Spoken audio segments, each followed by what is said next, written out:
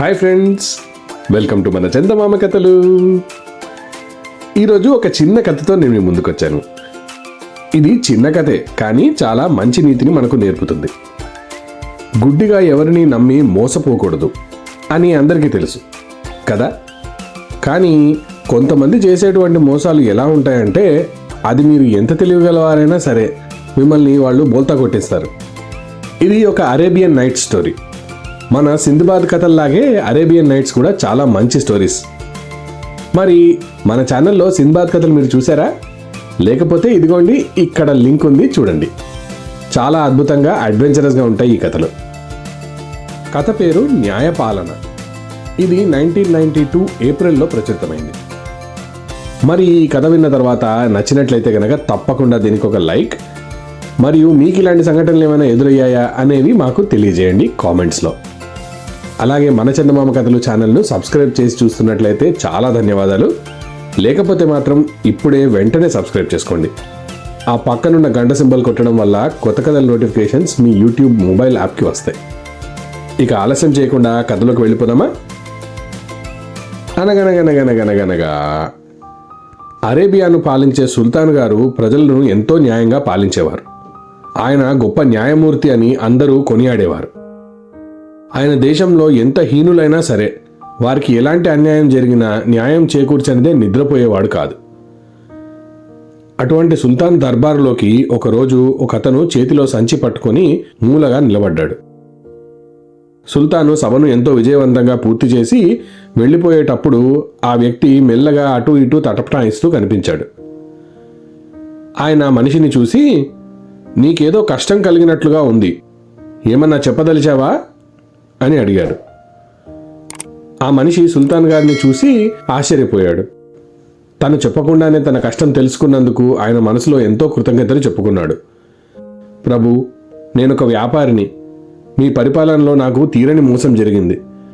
ఇలా జరుగుతుందని నేను కలలో కూడా ఊహించలేదు అన్నాడు. ఏం జరిగిందో చెప్పు, నీకు జరిగిన అన్యాయాన్ని నేను సరిచేస్తాను అన్నాడు సుల్తాన్. వ్యాపారి తనకు జరిగిన మోసం గురించి సుల్తాన్కు ఇలా చెప్పాడు. అయ్యా, నేను ఒక పెద్ద వ్యాపారిని. నేను ప్రయాణం మీద వెళ్తూ కష్టార్జితమైన 2000 అష్రఫీలను ఈ సంచిలో పెట్టి ఈ నగరంలోని కాజీ గారికి ఇచ్చి వెళ్ళాను. నేను వెళ్ళే దారిలో ఎవరైనా దొంగలు నన్ను దోచుకుంటారని భయపడి నేను అలా చేశాను. అయితే ఎలాంటి మోసము జరగకుండా నేను దీనికి ఒక ముద్ర కూడా వేశాను. నా ప్రయాణం ముగిసి తిరిగి వచ్చాక నేను కాజీ గారింటికి వెళ్ళి నా సంచిని తీసుకున్నాను. ఆయనకు ఎంతో కృతజ్ఞత చెప్పి నేను ఇంటికి వెళ్ళాను. కానీ ఇంటికి వెళ్ళిన తర్వాత నేను తెరిచి చూస్తే అందులో అష్రఫీలకు బదులు రాగి ముక్కలు ఉన్నాయి.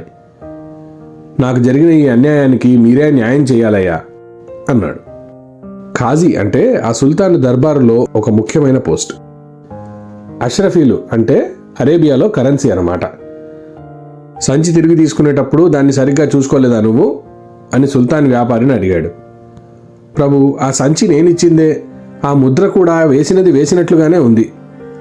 నేను ఇంటికి వచ్చి ఆ ముద్రను నా అంతట నేనే ఊడదీసి చూసేదాకా అందులో డబ్బు పోయిందని కానీ దానికి మారుగా రాగి ముక్కలున్నాయని కానీ నాకు తెలీదు అన్నాడు వ్యాపారి. ఇక్కడ ముద్ర అంటే జస్ట్ ఒక మార్క్ కాదు, సీల్ అన్నమాట. పూర్వం ఏదైనా వస్తువును జాగ్రత్తగా దాచాలి అన్నప్పుడు దాన్ని జాగ్రత్తగా ఒక బట్టతో కట్టి దానికి లక్కతో ముద్ర వేసేవారన్నమాట. అది ఇలా ఉంటుంది. ఈ కాలానికి కూడా దీన్ని గవర్నమెంట్ సీల్ కింద వాడతారు. ఏదైనా కంపెనీ సీజ్ చేసినప్పుడు ఆ తాళాలకు మీరు ఇటువంటి ముద్రలు గమనించవచ్చు. ఈ విషయాలన్నీ విన్న తర్వాత సుల్తాను ఇలా అడిగాడు. సంచిలో కంతలు గాని చిరుగులు గాని ఏమైనా ఉన్నాయేమో ముందుగా చూసుకున్నావా నువ్వు అన్నాడు. అలాంటివి ఏమీ లేవు ప్రభు. నేను వేసిన ముద్ర కూడా వేసినట్లుగానే ఉంది. దాన్ని కూడా ఎవ్వరూ ఏమీ చేయలేదు. అందులో డబ్బు లేదనుకోవడానికి అసలు ఏ కారణమూ లేదు. అందుకే నేను అంత నమ్మకంగా కాజీ గారి వద్ద నుంచి ఇంటికి తీసుకెళ్లాను. వెంటనే నేను కాజీ గారి వద్దకు వెళ్ళి నా అష్రఫీలకు బదులు రాగి ముక్కలున్నాయని చెప్పాను. దానికి ఆయన ఎంతగానో కోపగించుకున్నారు. నా మీదే అభాండం వేస్తావా? నీవు ఇచ్చిన సంచి నీకే తిరిగి ఇచ్చాను, దాన్ని నేను ఏమీ చేయలేదు అంటూ నాపై మండిపడ్డారు. చేసేదేమీ లేక నేను మీ వద్దకు వచ్చాను అన్నాడు వ్యాపారి.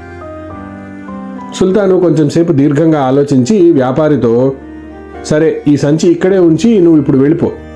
నువ్వు చెప్పేది నిజమైతే నీకు తప్పకుండా న్యాయం జరుగుతుంది. నువ్వు అభాండం వేస్తుంది ఖాజీ గారి మీద, ఆ విషయం గుర్తుపెట్టుకో.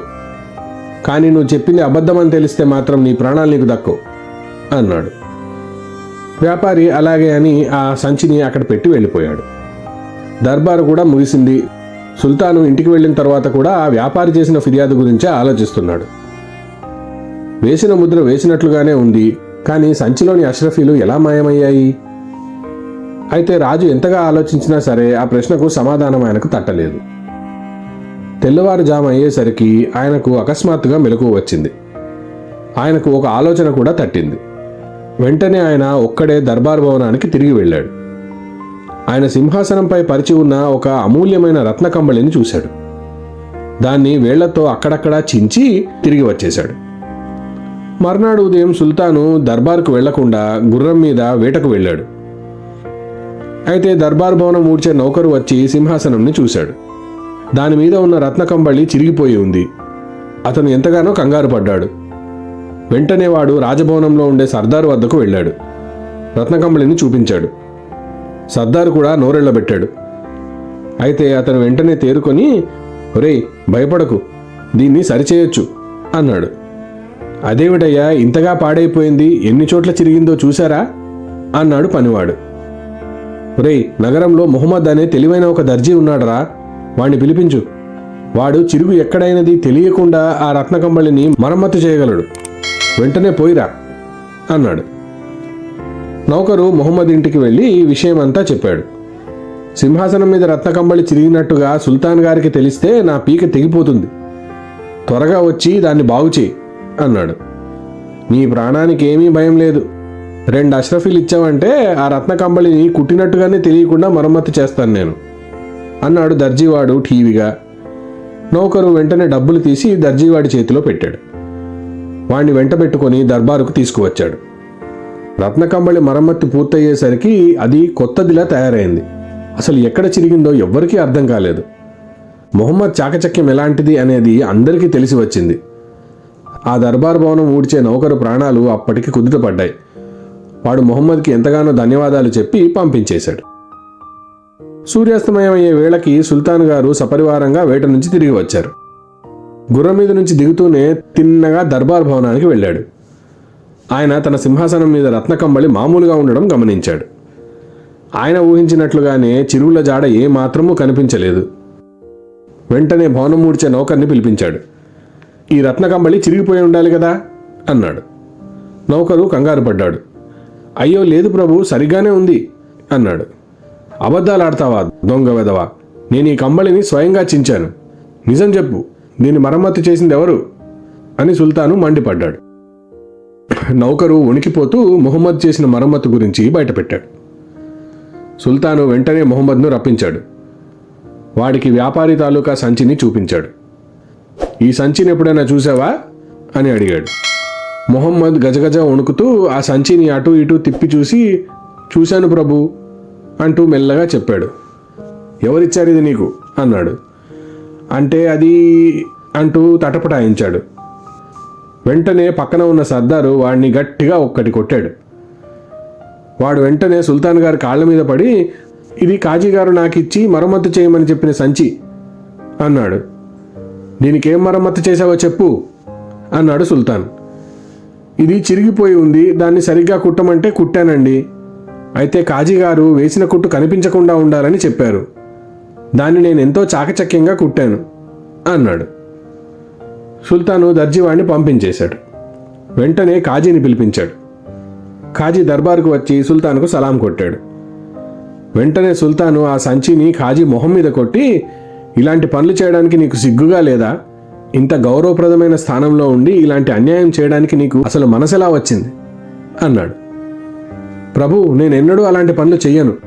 గిట్టని వాళ్ళెవరో నా గురించి మీకు అబద్ధాలు చెప్పారు అన్నాడు కాజీ. నోర్ముయ్, నువ్వు అవమానం పాలు కావడమే గాక నా కీర్తి ప్రతిష్టని దేశ ప్రతిష్టని కూడా మంట కలిపావు, నీచుడా అన్నాడు. కాజీకి నిజమేంటో అర్థమైపోయింది. తాను వ్యాపారికి చేసిన ద్రోహం గుర్తుకు వచ్చింది. సుల్తానుకు వెంటనే క్షమాపణలు చెప్పాడు. అయితే సుల్తాను ఆ క్షమాపణలను స్వీకరించకుండా కాజీని జీవిత ఖైదు చేశాడు.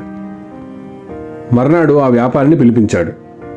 అతనికి రావాల్సిన 2000 అష్రఫీలు, మరియు దానికి 3,000 చేర్చి 5,000 అష్రఫీలు ఆయనకు బహుకరించాడు. పెద్ద హోదాలో ఉన్న ఒక మోసగారిని పట్టించినందుకు నీకు ఈ ఇనాం ఇస్తున్నాను అని చెప్పాడు. వ్యాపారి చాలా సంతోషించి సుల్తాన్ గారికి దండం పెట్టి ఆయన కీర్తి ప్రతిష్టల గురించి జీవితాంతం చెప్పుకుంటూ బతికాడు. చూశారు కదా, మంచి కథ కదా. ఆ సుల్తాను తన దేశ ప్రతిష్టను ఎంత బలంగా నమ్మాడో చూశారు కదా. తన దేశంలో తన పాలనలో ఎవరికీ అన్యాయం జరగకూడదు అనేది ఎంత గట్టిగా నమ్మి ఆయన దాని గురించి కృషి చేశాడు. తెలివితేటలు ఎంత గొప్పవనేవి ఈ కథ మనకు చెప్తుంది. మరి ఇంత మంచి కథ నచ్చినట్లయితే తప్పకుండా దీనికి ఒక లైక్, మరియు మీకే విషయం నచ్చింది అనేది కామెంట్ చేయడం మర్చిపోవద్దు. వచ్చే వారం మరొక మంచి కథతో నేను ముందుకు వస్తాను. అంతవరకు సెలవు. బాయ్.